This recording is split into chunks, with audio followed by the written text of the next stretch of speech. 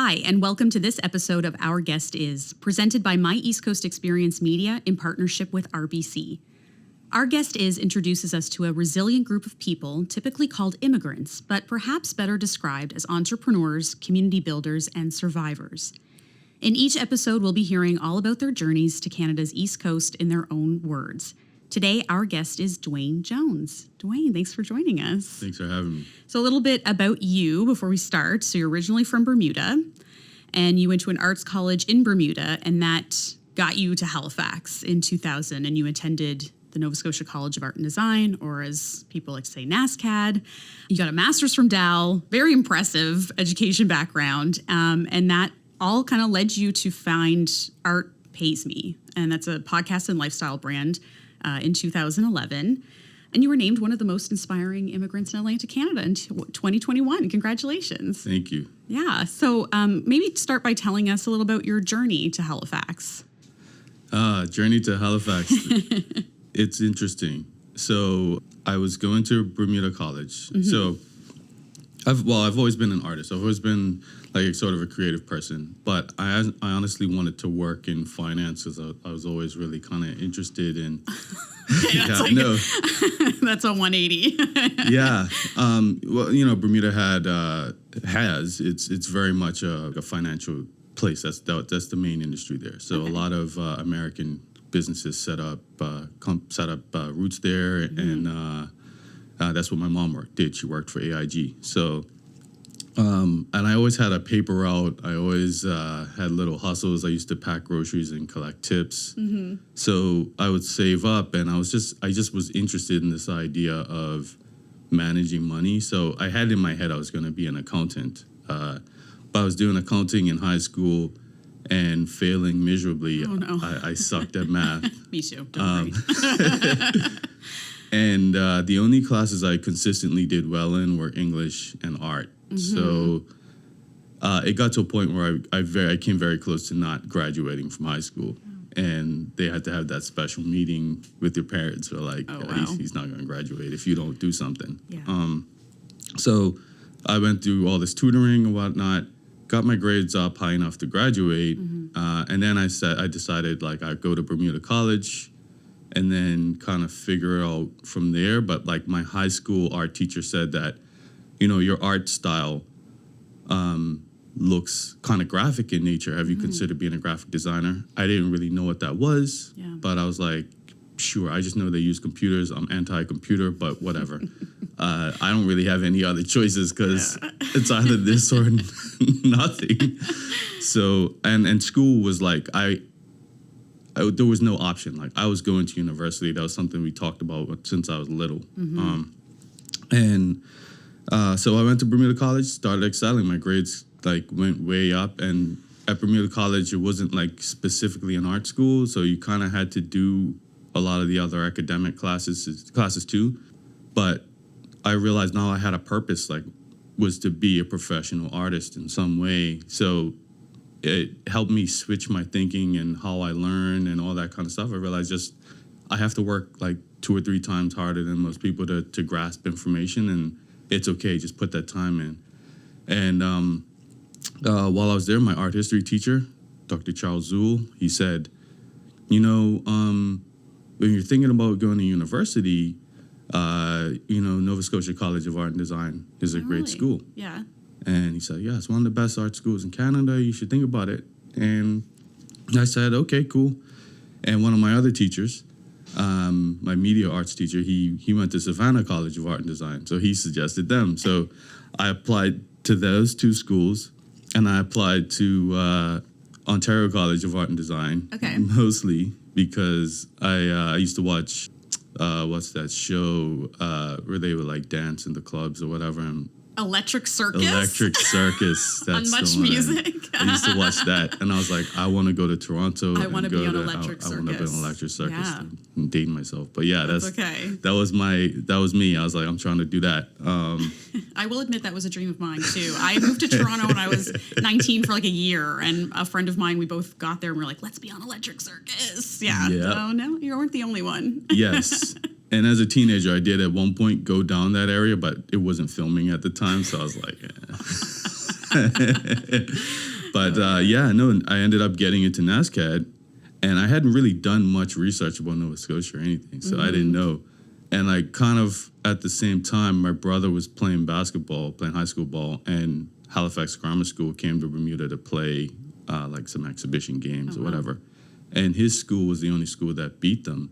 And they ended up recruiting him and another guy to come to Halifax Grammar School. So my brother and I kind of came to Halifax at the same time. It's like it was meant to be. It was weird, yeah, It had all these little like clues, these signs of, Halifax, Nova Scotia. Yeah. Yeah. So it all felt right. So I went to live in res, and my brother went and stayed with the host family, and came up together. And that's what led me here. Awesome. And I can understand why your teacher would have said graphic design, because even the art that you've done recently still has that graphic design element, right? Yes. Pops of color and then messages too, that kind of cover all of those things that people are thinking about right now: gender, inequity, equality, racism, and all that. And when we think about, you as a kid, little Duane, doing art, was there something that led to that thinking in your art that is happening today for you? Was there, were you drawing dogs, but, like more of a dog carrying a political flag, or was it more simple than that? Not at all. It was definitely more simple than that. Yeah. The only thing I would say is that my art reflects my interests, and that's where it kind of was. So I did martial arts from like 9 or something like that. So then once I started doing that, my art was like mostly ninjas and stuff like that. Yeah. And then I got into manga comic books. So then my artistic style started to really follow that. Yeah.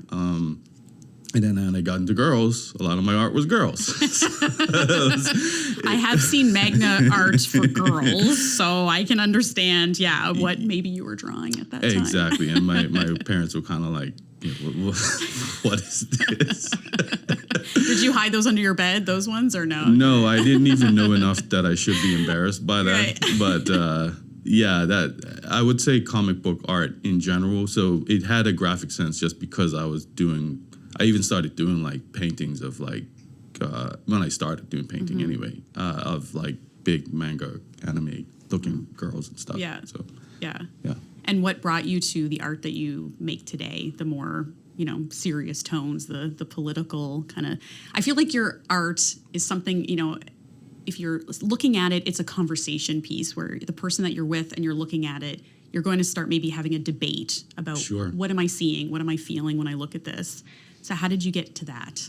Yeah, I think what led to it is, when I wanted to do something actually, and I've had a lot of conversations with people about this. They're like, I want to pursue something creative, but I don't know what I, want to pursue. And I think there was a time, especially even when I was kind of running away from, I don't want to be a black designer. I don't want to be a black artist or whatever. I just want to be respected as an artist, period. I didn't want to work with organizations from client perspective anyway that specifically dealt with black issues or nothing like that. I just wanted to be respected for what I do. At some point, something clicked with me, and I realized, that's a very like Eurocentric viewpoint, and it's almost like self-hate, like I'm running away from my own identity. And I started to realize like the real magic is in my own identity. Like stop trying to run to, Swiss, German design. Stop trying to run to Japanese art, forms or whatever. What do I have inside me that matters, that's important? And I really started to connect. Moving to Nova Scotia gave me an opportunity to understand gender dynamics in a different way and what's happening in the gay community. And I hadn't really met anyone that was out sexually at that point before coming here.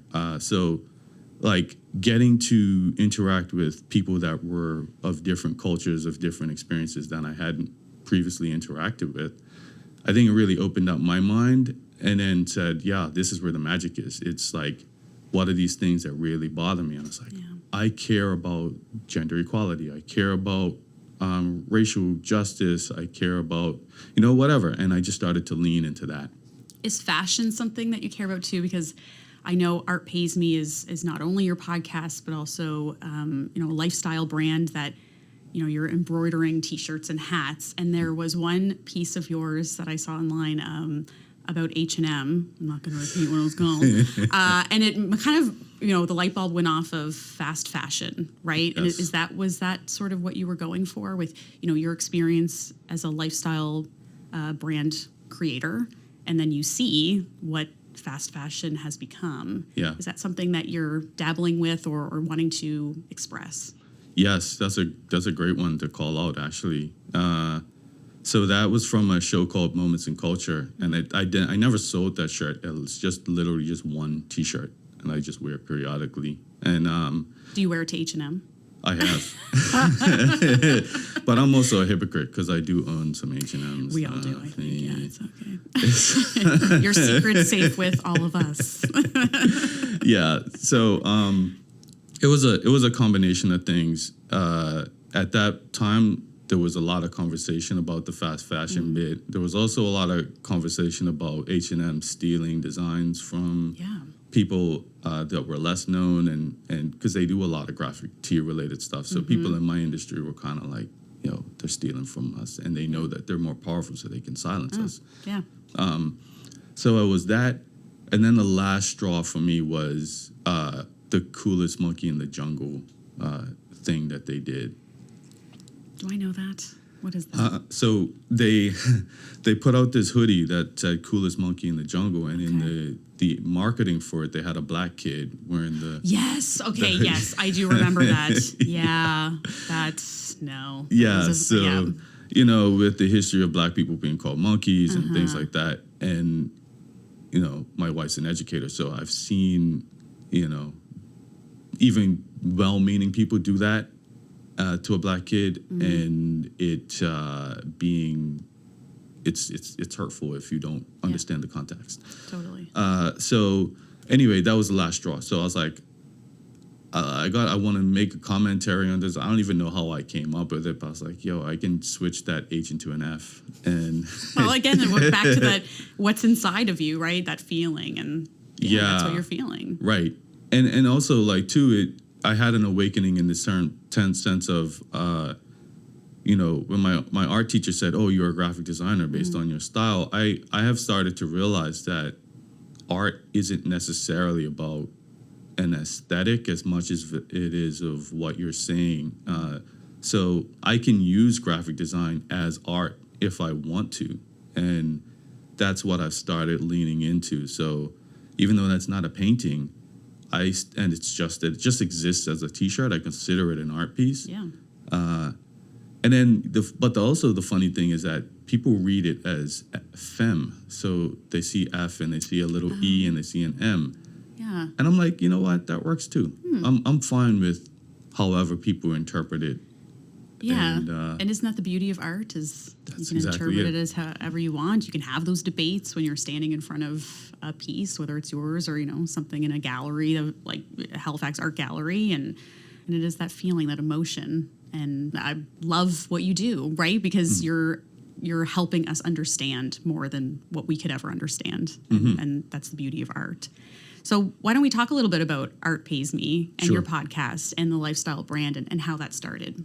Yeah. So I started my business. It's called Glitterati Communications. So it's a sort of a creative agency, graphic design consultancy. That's just me. Somehow you wanted to do finance. Yeah. I started that probably around 2006, I think. And, I was working with different clients. And ultimately, shout out to Black Business Initiative. They were the first real client to take me seriously. I worked with sort of smaller ones before that, but...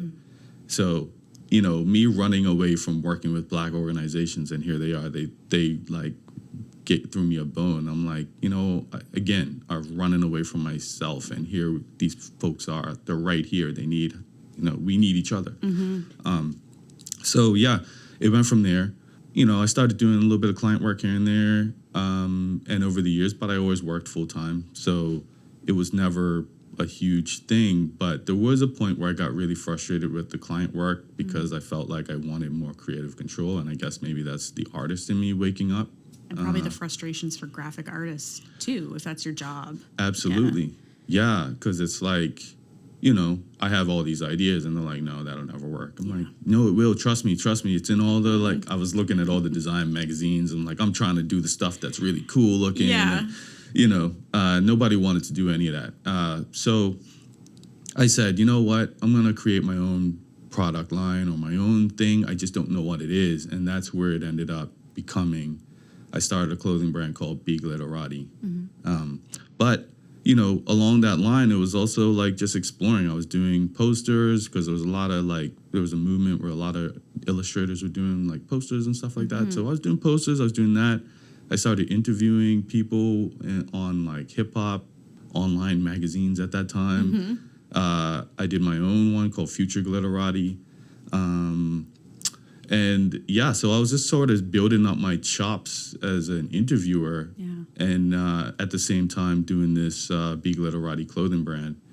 And then at some point in 2015, I rebranded as ArtPaysMe because I wanted to focus more on the messages of what seemed to resonate. So my friend Bo was helping me with the rebrand and his team, and they all just said, look, you know, a lot of what you're talking about is creative empowerment and art, like the power of art and social justice, you know. And I had one T-shirt in the Be Glitterati brand called ArtPaysMe, and that said ArtPaysMe on it. And they were like, you know, have you ever thought about renaming the brand as ArtPaysMe? And I was like, no, but I will, you know, sort of thing. And I was like, yeah, I think that's the move. And it's been ArtPaysMe ever since. Even the title seems like an art piece. I don't know if that's corny to say, but, you know, it seems to have emotion tied to it. Yes. For everyone, but especially artists. And to put that, you know, on your head or on your body and let people know I'm an artist. It's nothing to be embarrassed about, ashamed about, or, you know, I think there's always that idea that if you say you're an artist or that's what you want to do, I want to be a painter or an actor, you're going to have those maybe older folks that are like, no, you can't do that, or that doesn't pay well. So it seems like you're starting a movement, you know, for people to be proud. Yeah, it was a provoking phrase, and leaning into being okay with knowing that it's going to make people upset on multiple sides of it, because there are artists who don't like the idea of commerce coming into creativity. And there are people who, like I say, I've just experienced it, who, when you're a creative person, like all people are always trying to get you to do something for free. And then you do it and you see their business grow and they start making money and they don't come back to you and give you any of that money. So it's like, it's on us to hold these people accountable and hold ourselves accountable. And I'm not saying I'm the best at it because I'm broke. Just keep it on. I'm still trying to get to where I want to be, but it's that's it. And I still have those conversations, and I understand how capitalism and money and everything corrupts. I mean, look at the H&M thing. But I think there is a balance in there somewhere where artists can, you know, we live in a society where money is important, where resources are important. And if you can get resources through your talent, you should. So back to attending NASCAD, and once you graduated, you started a family. Yes. And how has that changed your life as an artist, as an entrepreneur, you know, as an immigrant? How did that change your life? It's been everything. I mean, there are a large reason why I ended up staying here, because my plan was to leave Halifax after school, but I met my would-be wife and set roots up. So that was a big part of it.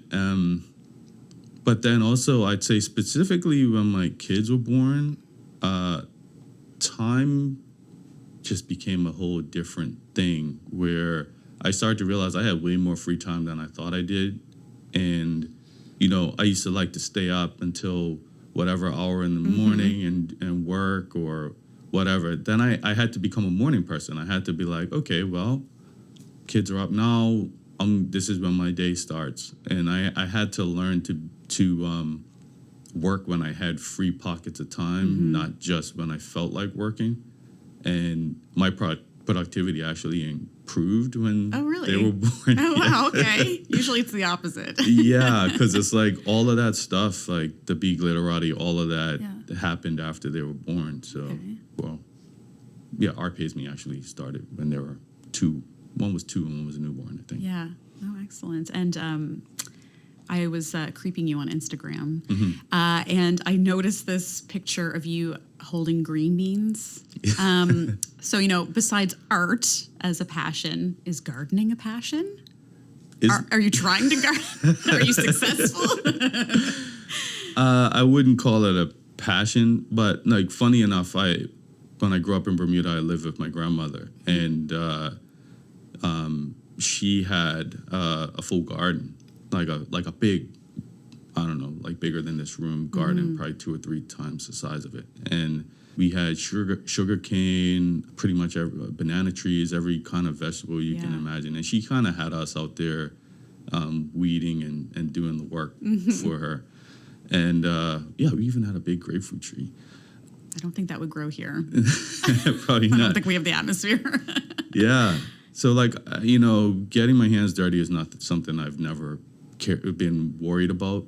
And I didn't really appreciate it then. It was just chores at that point. But then in recent years, see the idea of a home garden and sustainability and things like that have sort of been a movement. And we started growing some vegetables and fruits a little bit a couple of years ago, or maybe 3 years ago or so. And it was like, whoa, this feels good. Our yield isn't very high, but it's still nice to just have something that you grew and then you can go and cook it. It feels really cool. It's exciting. So, yeah, I'm getting a kick out of it. But I wouldn't call it a passion because I have too many things that I'm interested in. Once I'm into something, I go. But it's almost like living art, I guess, having a garden. Yes. You're creating something. You're watching it grow. I don't think you should eat art, but you can eat the green beans. Exactly. So not only are you, an artist, gardener, if you will, and, you're working at Dal currently, and you're a mentor to a lot of people. How do you hope to influence people that you mentor? My goal is to try to help them not make the same mistakes that I made. I'm not the type of person that believes in you should do exactly what I do, though. And that's what sometimes I think probably may frustrate people when they talk to me sometimes, because people want a blueprint. And I don't know if following my blueprint is going to work, because I don't follow anyone's particular blueprint. I just listen to a lot of different voices and pick the things out that worked for them and that I think will work for me. But yeah, my goal is the challenges I've had with clients, I try to communicate with them, how you can avoid some of those challenges. My goal is to connect. When I meet a younger artist or designer or whoever who wants to connect, and networking is something I really did not value when I was younger. I thought I could just out-talent everybody, outwork everybody. Doesn't work like that. I know. Talent and work are important, but who you know matters. So if I mess with you and I respect you, then I'm going to introduce you to people that I think can help take you to another level. So I take that very seriously. And people I've introduced people to have squandered that. So I don't like that. But that is something that I do try to I want to see them be more successful than me.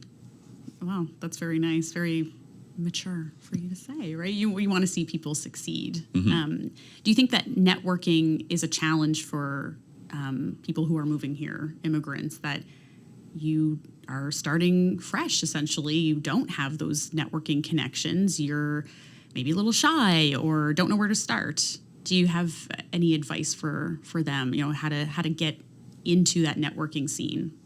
Yeah, it's definitely challenging, specifically if they're. I mean, I've met a lot of very extroverted immigrants who have no problem putting themselves out there. But if you're more shy, then it is going to be harder. In particular, if English isn't your first language, that's a whole other barrier that I luckily didn't have to address. But yeah, being from a community and people knowing and trusting you from long years ago, it matters, and it does help folks get ahead in a lot of ways. So yeah, my advice is to just continue to put yourself out there, continue to attend things in person. This is another thing I don't like to do, but it helps. It really does help. Join all the networks, the Halifax Chamber, connect with my East Coast experience, like people like ISANS, even, like, just connect with as many of these organizations as you can. Yeah, that's really good advice. So if you could go back to the year 2000, what advice would you give yourself? It would be to not be so much of a loner, because I was still in school at that point, and I kept to myself. My assumption was, I'm not going to be here anyway. I'm going back home. So, I went to the club by myself. I worked by myself. I didn't make a lot of effort to make friends. I just kind of kept to myself. I'd hang out with my brother periodically, play basketball, and that's pretty much it. Just did my work, went to the club, did my work. Everything I cared about was girls. And I would say there's more to life than that. Make some friends, man. Yeah. I would imagine it would be a lonely situation, right? Did you feel that it was because you were an immigrant, that you were from Bermuda, that maybe there was a culture wall between you and other people, or was it just your personality was more reserved? It was definitely both, particularly at NASCAD. It was a complete culture shock for me. Like, I tried to attend some of the parties and things there, and I was like, I don't really fit in this crew. I grew up 2000s black kid who listened to hip hop, and I just, I did not fit. No. The way I dressed, the way I carried myself, I was just not. No, I didn't feel comfortable, so I tended to go to more things like that were hosted by St. Mary's students. There were a lot of people from Bermuda in Halifax, so I would go to Caribbean parties and things like that. And at times I feel good there, but I also didn't quite fit there because I was kind of a loner and outsider in Bermuda too. So, I think it's a combination of, because I saw other people from away, they were able to make all kinds of relationships. My brother, particularly, is super popular. So I would push myself to be out of my box a little bit more and be okay with being the different one. And I've told people this before, I would have embraced more of the hippie culture at NASCAD if I could go back. I've known a few people that attended NASCAD, and let's just say I'm not friends with them either, right? You do get that sort of bohemian vibe from a lot of the students that go there. Some are making lace, and some are making jewelry, and some are making art. So I could understand that wall that you probably were faced with. Yeah. No, I was on the design side of things, and the design side, people tended to be more on the commercial sort of outlook in life. But I think my race and my background still played a part in me not connecting with folks as well. And some of those people I've reconnected with in recent years, and I'm friends with them now. And I'm just I wish I made more of an effort to build relationships back then. Because my boy Bo, who helped me with the redesign and stuff for the rebranding. He's from NASCAD. Okay, there you go. They're not all hippies. No, it's not all hippies. And hippies are cool. Don't get me wrong.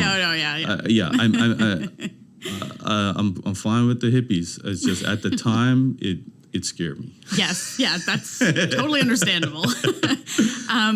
Just as we wrap things up too, I just want to know if there was anything you would change about your journey to Atlantic Canada. I mean, you wanted to put yourself out there more, but was there something that you wish you knew about Nova Scotia, about Halifax before you moved here? Wow, that's a good one. Besides that, it was really cold. And I'm going to just, assume Bermuda is not cold. It's not, but I did assume it was going to be cold. So there was that. Man, what do I wish I knew? I wish I knew that it was okay to stand out. That was actually a superpower. A Magna superpower, maybe. Yeah. I took it as, even going to the club and the bouncers giving you a hard time just because you don't dress the way they want you to dress. Right. I'm here in university. Like, what do they think they, Yeah. I would get whatever. And now my approach would be different. It's just like, they don't understand. It's cool. They don't have to, but, my superpower is that I'm different. That's cool. And what advice would you give someone who's maybe listening to this podcast and thinking about moving to Halifax or moving to Atlantic Canada? Same thing, like about building relationships. It's I think the city, Atlantic Canada in general, is a lot different. I know a lot of people say that it's worse now. I hear a lot of that going around on Twitter. But personally, for me, as an immigrant, I feel like it's gotten better. I feel like it's more multicultural. People are more understanding. There's less of when I walk in a situation, people are wondering why I'm here. Right. Like, I went to a Halifax Chamber event last week, and everyone was super welcoming, super, wanted to know what I was doing, who I am, what I'm about. So stuff like that, it's like, yeah, build your network, build relationships with people. I know you're going to feel like an outsider, feel different, but like people are generally welcoming, and don't be afraid to put yourself out there. Well, thank you, Duane, and thank you to everyone joining us today for this episode of Our Guest Is. If you don't want to miss the next episode, make sure you subscribe. You can find us on myeastcoastexperience.com, Spotify, Apple Podcasts, Google Podcasts, Stitcher, and YouTube. Plus, don't forget you can follow My East Coast Experience on Instagram, Facebook, Twitter, and LinkedIn. Thanks again, and hope you join us for our next episode.